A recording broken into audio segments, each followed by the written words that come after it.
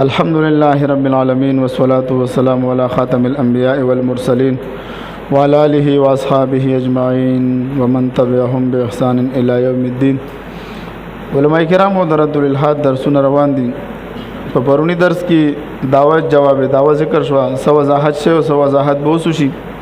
هر یو کار چې کله کېږي دغه لپاره مخکې نه یو مقدمه غوښتل کېږي او دعوا غوښتل کېږي. په دعوا باندې انسان به هغه کار کوي. ملحدین هم یو نظریه لري، یو فکر او سوچ لري. ملحدانو جدید الحاد چې خور شوی د هغې دوه درې وجې دي غټې. یو دا دی چې ناخواندګي و جهالت، یو دغه شانته کې مغربي فکر فلسفه چې کله شروع شوله، د هیومنزم ابتدا چې وشوله ملحدانو د هغې نه پس منظر وروسته را روان دی. کلیسا ظلم وسو، کلیسا ظلم کو، پادریانو به ظلم کو، معاشره باندې خلک تعلیم ته نه پرېغوستل. دویم نمبر دین خود ساخته وسو، خود ساخته دینو، غیر فطری دینو. عیسایت تنوم عیسایت هغه عیسایت نوم پاتې شوی کوم چې حضرت عیسی علیه السلام پریښی و، بلکې دوی ځان نه دا کړي. اوس چې عیسایت دی دا د پولس د اصلي نوم ساولو، دا چې دا د عیسی علیه السلام او د عیسایانو ډېر سخت دشمنو. دا به دا هغه وخت کې چې کوم عیسایان مسلمانان موحدینو دا به په عذابول، دوی له به مختلفې سزاګانې ورکولې. د بیا اخره کې بس لکه څنګه چې موږ کې عبدالله بن سبا یهودي راغی، موږ کې دا نور ډلې ټپلې په موږ کې پیدا کړلې که نه، شیعت موږ کې پیدا کړو. داسې په دې ساول د پولس چې دی په یهودي وویسته، په دوی کې ورننوتو، به ځان ته د عیسی علیه السلام نایب نسبت ورکړو. اوس په بایبل کې 14 خطونه د ده دي. نو هغه چې و دوی کې دا نظریه د صلیب نظریه دی هم پیش کړله چې عیسی علیه السلام صلیب شو، او د تثلیث عقیده د ابنیت هم دا د پیش کړله. د نه مخکې دا نظریه دی چا نه وه. نو دوی چې دهریان کېږي خبره دې ته زه راولمه چې کله دوی دهریان کېدل د دې یو څو وجوهات، یو وجوهات پکې دا و چې دلته غیر فطري دین و، خود ساخته دین و. خود ساخته دین څنګه و؟ لکه ریچارډ ډاکن او داسې مختلفو فلاسفو د پادریانو سره مناظرې وکړي. تاسو ته ما ویلو که نه، مارټن لوتر پکې 99 اعتراضات کړي، په چرچ ځوړند کړي، د دې جواب راکړي. ریچارډ ډاکن دا اوس تېر شوی دی، دا دهري دی، لوی ملحد دی. د فریب خدای په نوم یو کتاب هم لیکلی دی، ملاویږي، اوس اردو ترجمه هم شوې ده. د مذهب خلاف یې لیکلی دی. د یو پادري سره مناظره وه. دی له ګوره یاد ساتئ چې کله تا ته د خپل مذهب د طرفه تسلی بخش جواب نه ملاویږي ته به دهري کېږي. زمونږ دین الحمدلله فطري دی. نن زمونږ په هره مسله چې وي د الف لام میم نه واله تر د والناس پورې د زمونږ چې هره مسله وي، که فروعي وي او که اصولي وي، موږ سره په دلایل موجود دي. او دلایل کم یو عقلی او نقلی دواړه مولویانو. دا نه چې یوازې نقل موږ پیش کوو، موږ عقلي دلایل پیش کوو. دا مسلسل لګیا یو، موږ هر ورځ درس کې عقلیاتو باندې خبره کوو، آیاتونه کم یو، د نقل د عقل خبرې پکې ډېرې کوو. ولې دا ټول کائنات الله رب العزت موږ دپاره یو کتاب ګرځولی دی. انسان به پکې څه کوي؟ سوچ او فکر به کوي او د نه به مسایل اخذ کوي. نو مولویانو دا ریچارډ ډاکن چې و د دې پادري سره مناظره و، صرف دا یو دغه در ذکر کوم، مخکې سبق بوزو چې دا جدید الحاد ولې خور شو. د ریچارډ ډاکن د یو پادري نه تپوس وکړو چې آیا عیسی علیه السلام د خدای زوی دی؟ او ورته ویل حالانکې ټول دینونه چې دي داسې شي دي، دا په توحید باندې قایم شوي، خو لیکن دوی پکې د ځان نه لیکل وکړو. نو ریچارډ ډاکن چې تپوس وکړو چې آیا د عیسی علیه السلام د خدای زوی دی، او پادري ورته ویلې او. نو بیا ورته ریچارډ ډاکن ویلې چې نو بیا څه وجه و چې الله رب العزت د خپل زوی قتل کو، صلیب کو؟ او ورته ویل د انسانانو د ګناهونو د وجه نه. دغه کې لیکلي دي، دې پولیس لیکلي دي په بایبل کې، په دغه کې وروسته چې د څومره خطونه را روان دي چې دا ګناه چې راغلی دا د آدم علیه السلام چې کله ګناه وکړه، موږ ټول انسانیت ځان سره په ګناهونو کې اخته کړو. اوس د دې ګناهونو د کفارې دپاره اوس داسې شو عیسی علیه السلام صلیب شو. نو بیا ورته د ریچارډ ډاکن ویلې چې آیا الله رب العزت ولې د خپل زوی قتل کو؟ څوک خپل زوی قتل کوي؟ وای د انسانانو د ګناهونو لپاره. نو بیا ورته ویل چې الله ریچارډ ډاکن په بیا سوال وکړو په پادري باندې چې الله عقل لري او که نه لري؟ نو پادري ورته ویل چې د الله عقل کامل ترین دی. ریچارډ ډاکن په بیا سوال وکړو چې الله ته ویل چې عقل هم کامل لري، نو بیا د دې زوی د مرګ کوچه به بل الله راورته راوښکي وی که نه؟ په دې وخت کې به دا پادري څه شو؟ خاموشه پاتې شو. مولویانو د دوی دینونه خود ساخته دینونه دي، که یهودیت دی، که عیسایت دی، موږ په چیلنج سره الحمدلله، که هندومت دی، مړه غیر فطري کارونه پکې روان دي. یار د غوا سوټي بس خوري، د غوا امتیازې بس کې مړه یو هندو وکیل هغه وایي یار دا زما قلم نه مني. ټول مذاهب چې دي ټول انسانیت د غوا غوښه خوري او موږ عبادت کوو. شکر دی چې مسلمانان پیدا کړي، والله دې هاتي ته به دې سجده کولې. یقینا درته هم ګوره اسلام دومره الله دومره پاک دین موږ ته راکړی ته سوچ وکړئ په انفرادي ژوند کې به ته څنګه ژوند تېرې په اجتماعي کې به ته څنګه ژوند تېرې د دې ټولو وضاحت الحمدلله اسلام موږ ته کړی دی او کله چې خلک د اسلام دا پړې د غاړې نه وباسي یو دهري دی سوال بل دهري ته سوال کوي د شاګرد دی دا کتاب هم لیکلی ما مذهب ولې پر اوس ما چې جواب کړی دی دنه سوال کېږي یو دهري وایي زه اول مسلمان وم سوما ما به وایي چې هر یو کار کوو اوس موږ چې اوبس کوو بسم الله ویو چې ډوډۍ خورو بسم الله ویو که نه ویو موږ چې اوده کېږو بسم الله ویو چې راپاڅېږو بسم الله وایو بیت الخلا ته چې ځو هم بسم الله وایو وایي ما به چې سرګټ څکاغه ورته وایي هم به ما بسم الله ویله کېدای شي ګناه یې کمی وایي اوس خو ما زه دهري شوم ستا په وجه اوس وایي زه به اوس دا عمل په کومو سره خبرو سره کوم اعمالو سره کوم دا کم کارونه چې زه کوم دا به زه په کومو اعمالو سره کوم نو دهري سره دې جواب نشته موږ وایو چې مذهب دې پرېغوستو بیا به څه کېږي نو دا جدید الحاج چې شروع شوی دی نو دوی مولوي صاحبانو په بعضې خبرو باندې دوی څه کېږي اول پکې وضاحت وشو چې په کوم اصولو به د ملحدینو سره بحث کوي خپل سبق ته اوس راشي وضاحت پکې موجود و موږ وایو چې دا هر څه الله پیدا کړي دي د ټولو مذاهبو ټولو پیغمبرانو توحید اقرار کړي څه وایي قالت رسولهم افی الله شک فاطر السماوات والارض دلته به تاسو باندې او تنقیح کیږي ا تنقیح بدای مولوی صاحبانو چې تاسو به تاسو دوی دا اعتراض به در باندې کوي چې بای ټیک ده ته چې دا ټول مذاهب د الله رب العزت دا ټول مذاهبو کې د خدای تصور موجود دی نو موږ د چا خدای ومنو دا سوالونه شویم دي زه د يهودانو خدای ومنم زه د هندوانو بګوان ومنم زه د مسلمانانو پنځه په زرهاو مذهبونه دي نو موږ به څه وایو چې د خدای ثبوت دا په آسماني کتابونو کې شوی دی او مذاهب په څو قسمه دي پته ده دوه قسمه یو سامي دي او غیر سامي دي سامي حضرت سام علیه السلام ته نسبت کیږي د کم چې د نوح علیه السلام زوی دی غیر سامي کم دي هندو مت دی جن مت دی بت مت دی سکھ مت دی دغه دی دا کم چې بابا ګورو نانک تیر شوی دی دا اوس غیر الهامي مذاهب دي په دې کې هم په دې ویدونو کې هم د توحید دغه موجود دی دغه شانته کې خو اوس پکې خلکو د ځان نه لیکل کړي دي ولی یوازې د اسلام نه علاوه نور ټول مذاهب چې شوي دي هغوی کې څه شوي ده تبدیلی راغلی تبدیلی پکې ولې راغلی ده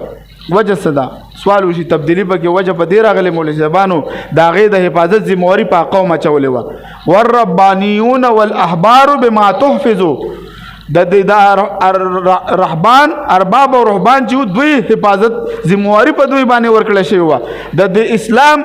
حفاظت ذمہواری چا غسته ده الله انا نحن نزلنا الذکر وانا له لحافظون نو په ټولو مذاهبو کې د خدای تصور موجود دی خو لیکن کامل تصور چې توحید دی هغه په څه کې دی په اسلام کې دی ولی د يهودانو په باره کې وضاحت شوی دی وقالت اليهود عزير ابن الله يهوديان څه وایي چې عزير علیه السلام د خدای زوی دی بلکې بایبل چې ته مطالعه وکړي نو بایبل خو وایي چې بنی اسرائیل ټول د خدای بچي دي فرعون ته وایي موسی علیه السلام ته وایي ورشه فرعون ته وایي چې ټول بنی اسرائیل زما د مشر اولاد په حیثیت دي موسی علیه السلام ته د خدای نسبت د زوی نسبت کوي دغه شان ته یعقوب علیه السلام ته سليمان علیه السلام ته کله چې حضرت عیسی علیه السلام باندې دوی يهوديان اعتراض وکړي ته ځان ته څنګه د خدای زوی وي وای تاسو چې دا مشران ته د خدای ځامن وي د خدای د زوی وای دا مطلب نه چې دا غد زوی منا نسبت داسې وي زکو مورته څنګه چې تاسو نسبت کوئ نو دا نور مذاهب چې دي دا په شرک کې اختری مولوی صاحبانو څه دي او الله یو دی د دبه منګه عقلي دلایل بیانو څه شو عقلی دلائل کچره الله خدایان ډیر شي مولوی صاحبانو بیا بس کیږي فساد برازي که بن راضي لو کان فيه ما الهه الا الله لفسدتا ول په موږ سره نقلي دلیل داده دویم داده مولوی صاحبانو موږ وایو چې دا په ټول په درجه کې برابر وي او که برابر نه وي که په درجه کې برابر شو هم خدای پاتې نشو بیا به څو خدای پاتې شي چې د ټولو بیا خو الله به بار راغلی چې لیسا کمثله شیء مولوی صاحبانو که دغه شان ده کې په درجه کې بیا یو به مضبوط وي بل به کمزور وي چې کم یو مضبوط وي دا کمزوري باندې به طاقت لري چې ختمي کې ختم نه کی که ختم کولای شي نو به ولې نه ختمي مولوی صاحبانو ته خدایان ډیر دي کته وی چې یو مضبوط دی یو طاقتور دی یو کمزور دی دا مضبوط په دې کمزوري طاقتور باندې د ختمولو طاقت لري او کنه به ولې نه ختمي کوي نه ختمي وجه څه ده کوي نشي ختموله نو دا خدای لپاره ضعف وګرځو مولوی صاحبانو الله یو دی احد دی صمد دی لم یلد ولم یولد مولوی صاحبانو ځکه د کائنات کې توازن پروت دی څه دی په کائنات دا توازن په دې خبره ماینده کوي چې د انور د خپل رفتار باندې روان دي دا زمکه چې کله رفتار کوي دا چې کله اتلس مل رفتار وګسو دا 2.8 ملي میټر د خپل لارې نه خوا کیږي مولوي صاحبانو دا 3 ملي میټر ولې نه خوا کیږي چې خلک د څه شي مولوي صاحبانو د ګرمۍ نمړ شي دا 2 ملي میټر ولې نه خوا کیږي چې خلک د یخنۍ نمړ شي دا 2.8 ملي میټر کې چا پابند کړی دا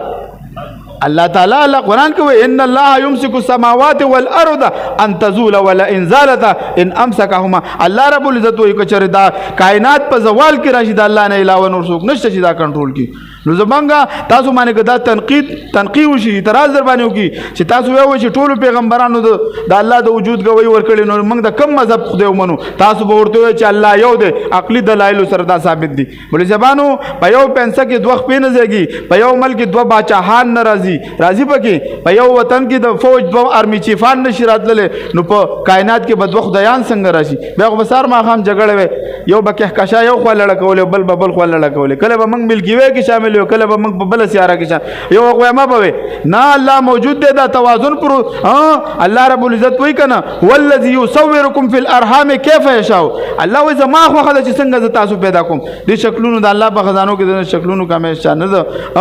د دې فنگر فرنټو انسان وای چې زب بیا پیدا کېږم ايحسب الانسان ان نجمع عظاما آیا دا اډو کې چې خاور شي دا بیا ژوند کېږي بلا قادرین علی ان نسوي بنانا ولنا دا فنگر فرنټ به مو واپس کېږي بندونه مفسرینو د آیات نه په بندونو باندې کړه اوس د تشریح لري چې د فنگر فرنټ ادارې نن په دې صدې کې ایجاد شي فنگر فرنټ نه تشخیص کیږي د انسان معلومات کیږي نو بوله صاحبانو خپل دغه ترازو کې شری تاسو باندې دا اعتراض شي منګ راغلیو د خلاف عقل وضاحت منګو کو خلاف عقل چاته وي د دې ته پوښتنه تاسو نه زکو زبوس غلې شم تاسو به وسوي وي خلاف عقل ستوي مولا صاحبانو یو کسي وي شابه کتاب بنامو کېدو باندې دلیل عقلی موجود شابسي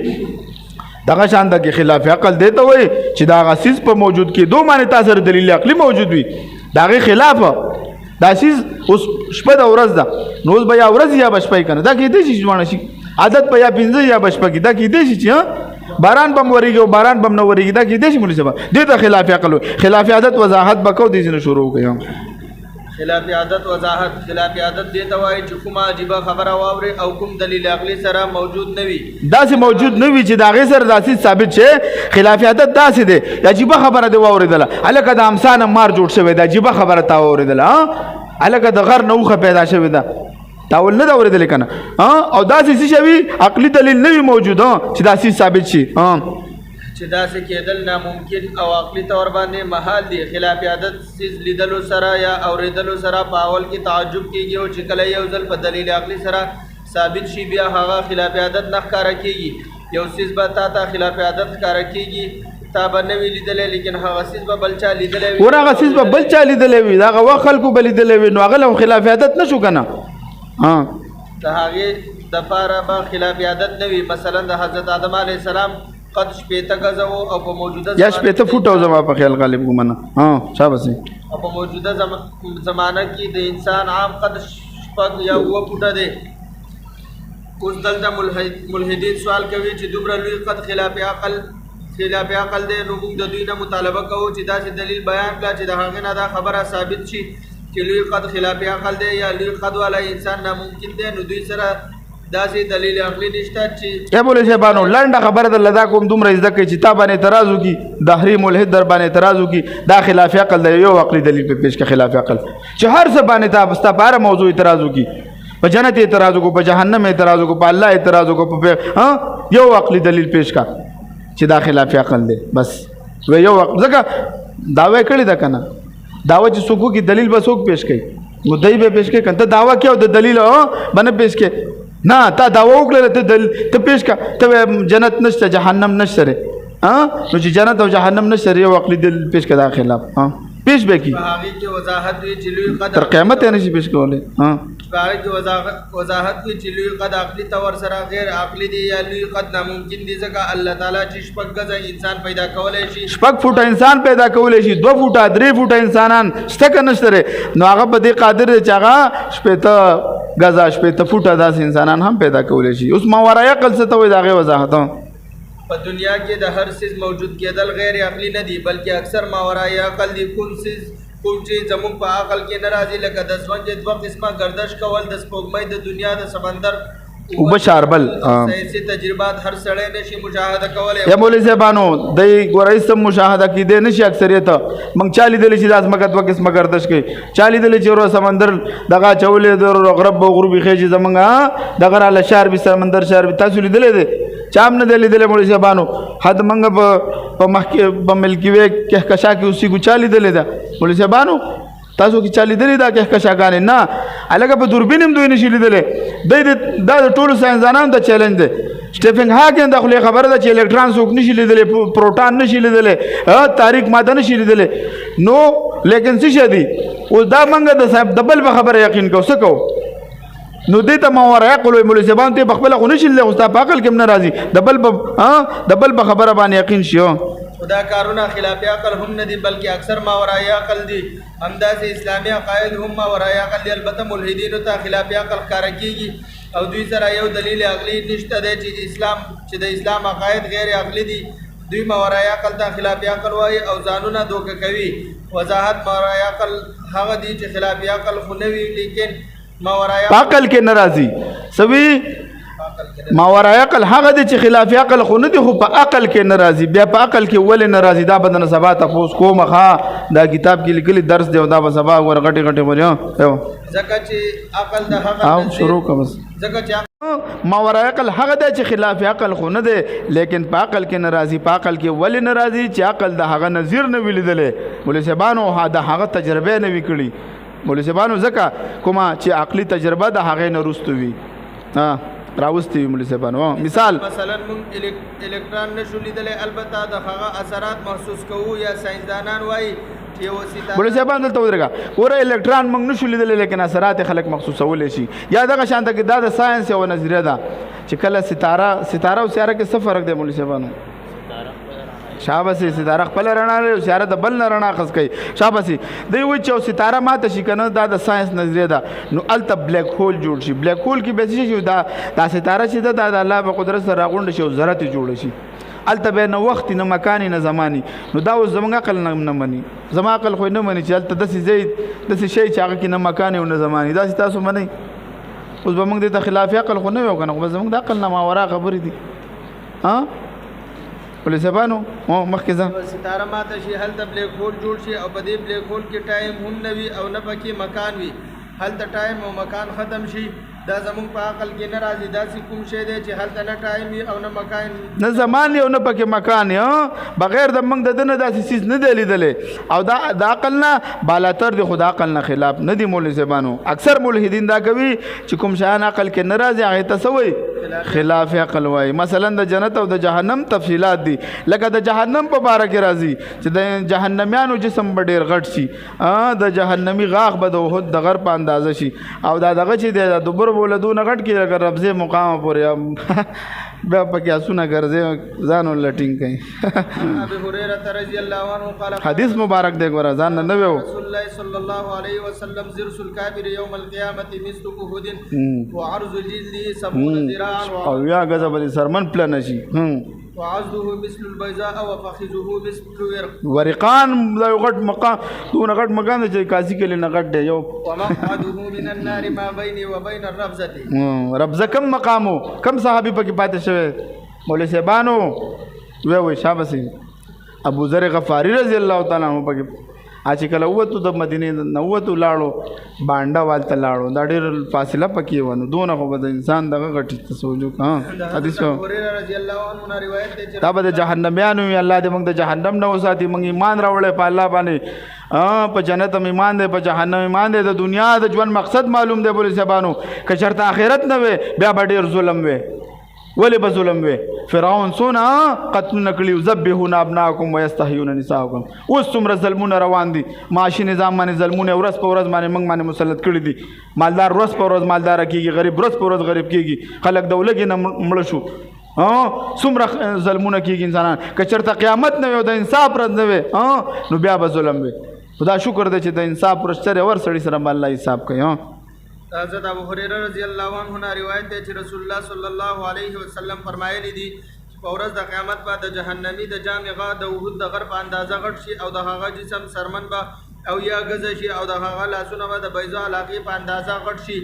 او د هغه پتون بعد ورقان د رقان او زغټ شي او د جهنم مقعد د جهنمی مقعد به د اور د وجنا د دې ځنه والا ته د ربزي مقامه پورې ربزها مقام د چلتا ابو غفار رضی الله تعالی عنہ شو ابو ذر غفار رضی الله تعالی منتقل شو او دا باقل کې راضي د باندې اعتراض کوي دا خلاف عقل دی ولې خلاف عقل دی دونه به برابر کی چې سرمن بدل نو باسي ثياب من نار د اور کپڑے بدل واغوندو الله دې معافي وکړي لا يعذب عذابه احد ولا يوثق وسع الله وې داسې بد عذاب درکم چا باندې درکړي داسې بد و تړم چې چا به تړل نه ته خو بس و چې دا غب شپ دی وس راغله د دنیا ته بس خوند پر راغله نه برابر بدی کیو دا زموږ په عقل کې نه راځي ځکه موږ لیدلې نه دي او نم لیدلې هم نه دي زمونږ په دې خبره یقین دی چې عوام انسان الله پیدا کولی شي نو کافر ته غټ جسم هم ورکولی شي الله فرمایي زه به د انسان ته دوباره زندگی ورکړم بیا شابه که نه دا خو عقل کې نه راځي لیکن د عقل خلاف هم نه دي ځکه چې اول ځل یې پیدا کولی شي دوباره یې هم پیدا کولی شي لکه ملحدین چې وایي ويقول الإنسان إذا ما مت لسوف أخرج حيا أولا يذكر الإنسان أنا خلقناه من قبل ولم يكن شيئا مخکې خو ته څه نه وې که نه ته وایې چې یاره زه به عذاب عملت لسوف بیا به را ژوندی پاڅېږم اولا یذکر الانسان سوچ نه کې چې مخکې خو ته څه نه وې مخکې ته څه وې ګوره موږ نه خو په عالم ارواح کې وعده اخیستې وه بل اوس وضاحت وشو که نه فطرت الله التي فطر الناس کې چې دې نه څه مراد دی هغه عالم ارواح هغه وعده مراد ده او وعده موږ د بیا دلته سوال لازم مولوي صاحبانو سوال لازم چې وعده خو موږ ته نه ده معلومه تا ته معلومه ده مولوي صاحب تا ته معلومه ده مسلم مولوي صاحب یو ما ته هم نه ده معلومه نو بیا نو موږ سره سخته ده دهري سوال کوي وی واده خو موږ ته نه ده معلومه نو موږ به موږ باندې نو موږ ورته څه وایو که موږ ته نه ده معلومه نو الله ته خو معلومه ده هغه وادي تکمیل دپاره الله پیغمبران را لېږلي کتابونه را لېږلي دي دا عقلي دلایل دي څوک چې چا سره لیکلو کې هغه نه اکثر شي چا چې لیکل کړي هغه ته یاد دي حدیث مبارک کې راځي کله په عالم ارواح کې چې کله آدم علیه السلام ټول ارواحو بچو ته وکتل دی کې یو ښایسته روح ډېر مزیدار وی دا څوک دی وی دا داود علیه السلام د عمر څونه شپېته کاله د 40 کاله خپل ورکړ کله چې د 940 کاله پو نو د باندې 980 کاله د باندې کله چې اسرائیل علیه السلام راغی آدم علیه السلام بس چې ځو بس جنت ته ځو جنت فردوس ته د بوزم تاسو ځئ که نه ځئ ما یو کس ته ویل خدای جنت فردوس ته بوزه و یاره مرګ ته یېرېږم نو ما یې مړه مرګ نه وروسته جنت دی په دنیا کې خو نه شي ورننوتلی که نه ورننوتلی شي نه د خاورو له به ځي بیا به ځي امانت به د لحد په منځ کې پروت دی که چا ځان کا امانت په دې دنیا ځان امانت کوي بیا به پکې امانت پراته سي بیا خاورو کې دونه مجال نشته چې ستاسو جسم خراب کې خو چې تا په دنیا کې خور نو خبره یو کوم بل رانه ځي اوس دا درس ته بیان خو نه دی ابو صاحبانو نو آدم علیه السلام انکار وکوي ما نه دی څه ورته وایي زما خو لا 40 کاله پاتې دي نو بیا ورته جبرائیل السلام ویل چې تا هلته په جنت کې چا کوم عمر دی دغه ته ورکړی داود علیه السلام ته بیا ورته پیدا شو نو د ده نه استدلال کېږي چې انسان باندې نسیان راځي خو دې له بل یادوي نو دغه شان دی که الله رب العزت موږ دغه دپاره وعدې تکمیل دپاره دنیا ته را لېږلي وو موږ له خو نه دی یاد خو الله ته خو یاده را که نه دغه شان دی که بل آیات مبارک دی أيحسب الإنسان أن لن نجمع عظاما بلا قادرين على أن نسوي بنانا آیا کافی د اعتراض کوي منګ چې وې دا اډو کې زره شي بیا به الله وی بلا قادرین منګ داسې ګڼ آیات ګوره د عقلي استدلالات الله رب ال ذکر کړي ګڼ آیاتونه په دې ذکر کړي چې ګوره بیا به څه کېږي تاسو ته به دا بندونه دا فنګر پرنټ دا به درته عام ملاویږي انسان دا ګمان کوي چې موږ به د هډوکي راجمع نه کړو ولې نه جمع به یې کړو په داسې حال کې چې موږ به په دې قادر یو چې د هډوکي